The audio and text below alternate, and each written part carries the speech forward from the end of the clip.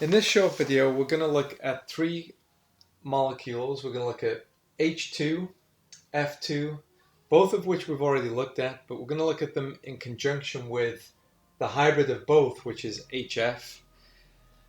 We've looked at H2 and F2 as homodiatomic molecules, but this is going to be our test case of looking at a heterodiatomic molecule.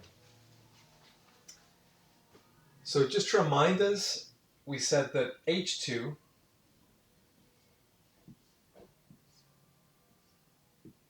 we have nice symmetry. We have the atomic orbital of one H atom with its single electron. We've got the atomic orbital of the other H atom with its single electron. This is the 1s orbital, And then both electrons can go into the bonding molecular orbital. So this is the molecular orbital down here. And we know this is a sigma 1s. And both electrons follow Hund's rule and Pauli exclusion principle to form the bond. It's stabilized with respect to the barycenter. So this represents the bond strength. We don't have any electrons in the sigma star 1s anti-bonding orbital. And again, this is a repetition of something that's on another video. It's here just for reference. We could do the same for F2. So recall F2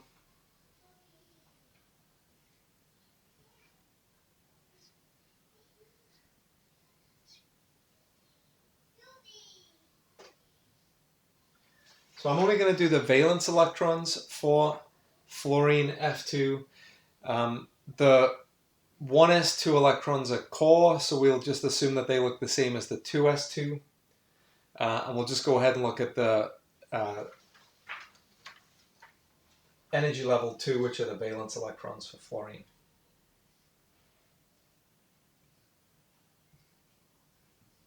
So here is fluorine, just to get it on the board.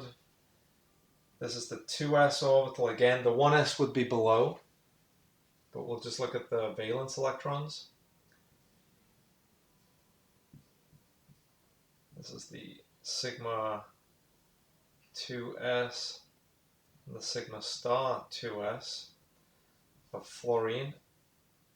I don't need to write F, I'll just write atomic orbital. Atomic orbital, molecular orbitals here. This was H2. This one is going to be F2 when it's done. Then we've got 2p.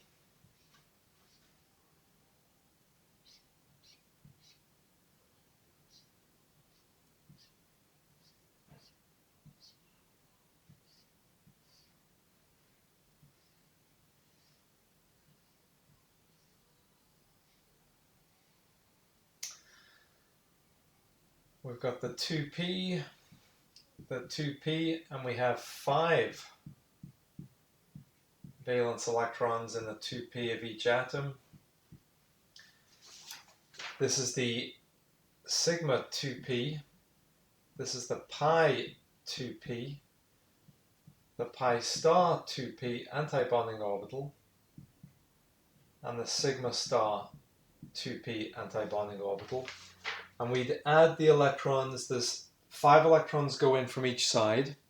There are 10 electrons total. So Hunt, Pauli, Hunt, Hunt, Pauli, Pauli, Hunt, Hunt, Pauli, Pauli. Okay. So everything here is something we've done on a previous video. What's going to be new? So these are the homodiatomic molecules. What's going to be new here is the heterodiatomic molecule. So let's draw a clear line and we'll do the new feature here and we'll compare and contrast. There'll be some symmetry features that you'll notice. So this is going to be HF.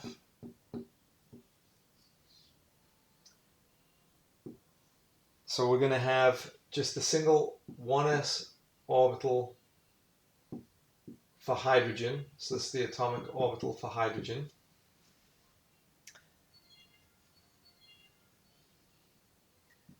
But this won't be symmetrically split. This will be asymmetrically split.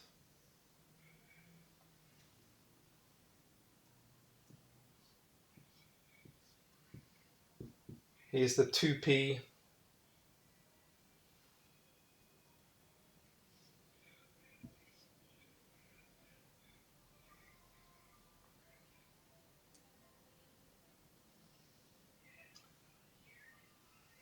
Make sure this is right.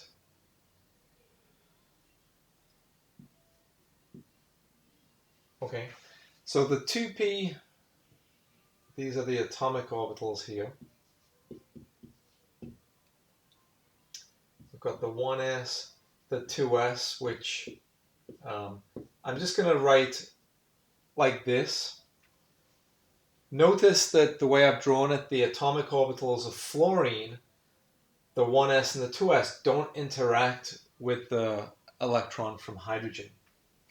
The only thing that interacts with hydrogen is one of these p's. So let's put our 5p electrons in for 2p electrons. So here are the 7 valence electrons of fluorine. There's 9 electrons total. Remember, fluorine has 9 electrons. But notice that these two here, these molecular orbitals I have here, these are exactly the same energy level as these two atomic orbitals. And that's because they're called non-bonding electrons. So they don't have the right symmetry to interact with the s electrons. The way I've drawn this is not ideal. I'm actually going to amend the way I've drawn this because I'm not doing a great job at making it look asymmetrical.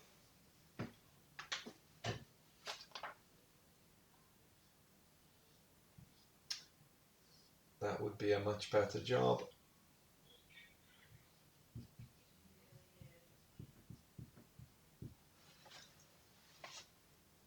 That would be a much better job.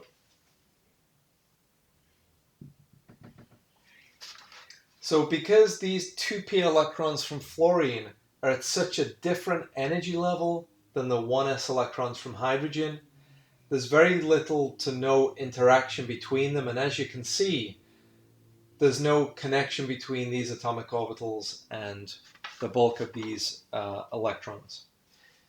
So out of the original 5 electrons here, 4 of them don't do anything. They just remain as non-bonding. So I'm going to call these pi x NB and pi y NB. So that pi, because they originated from the p, well, technically they're pi because they have 1 degree of orbital angular momentum, but also they originate from p. The non-bonding, because they have the same energy as the atomic orbital, they don't interact, so they are not interacting with hydrogen. And they represent x and y axis. The 5th electron, we'll say, was the z-axis, and that does interact. So that electron from hydrogen, the 2pz, so let's say this one was the 2pz electron. That's why there's only x and y left. Here we take, the reason why we say z is we would say that the pz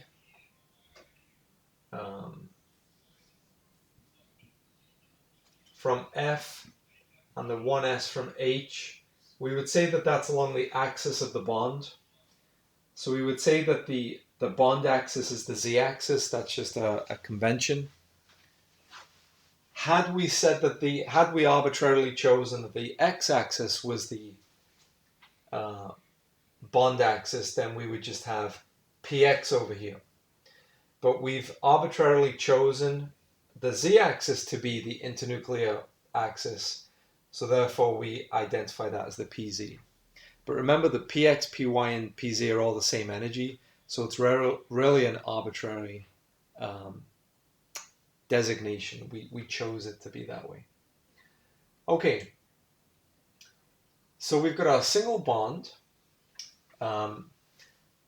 We would just generically call this a sigma, and this would be a sigma star. These are generally pi because we have orbital angular momentum.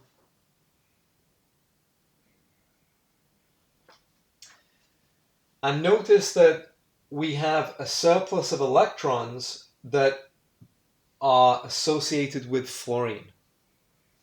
We have a surplus of electrons that are associated with fluorine.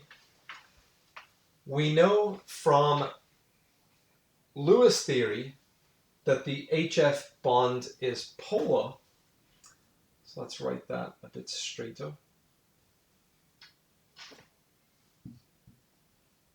So H, F. If we annotate this,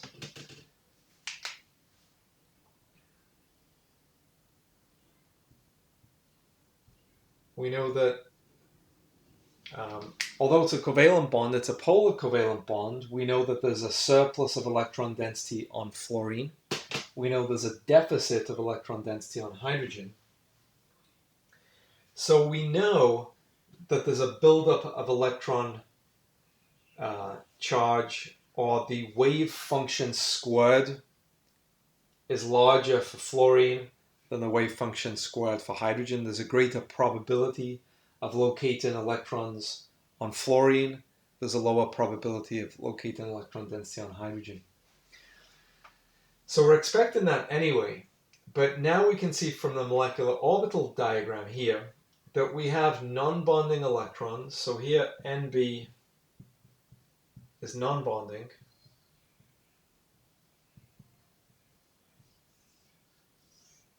So we've got bonding, anti-bonding, and non-bonding. They're just neither nor.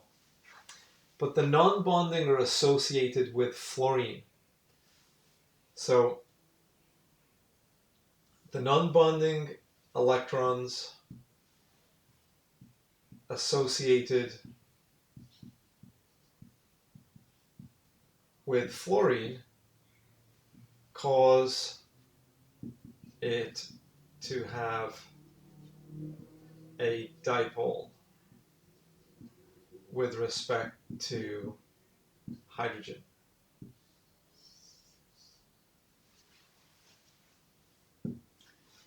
So this is the buildup of electron density shown here because of a mismatch interaction with hydrogen. So again, where's my red? I keep losing my red. This is excess electron density of fluorine and you can see that that's the origin of this dipole here. Notice we don't see that with FF because obviously there's a single barycenter because there's a symmetry. Each fluorine is identical to the next. We don't see it with hydrogen. But when you've got two different wave functions, just like, a way to think of this is like a radio signal and a radio receiver. They have to be able to interact and they have to have the right energetics and sign to interact. Well, here the energetics are just different. The nucleus of fluorine is stronger than the nucleus of hydrogen, so it's pulling the electrons, stabilizing its electrons more,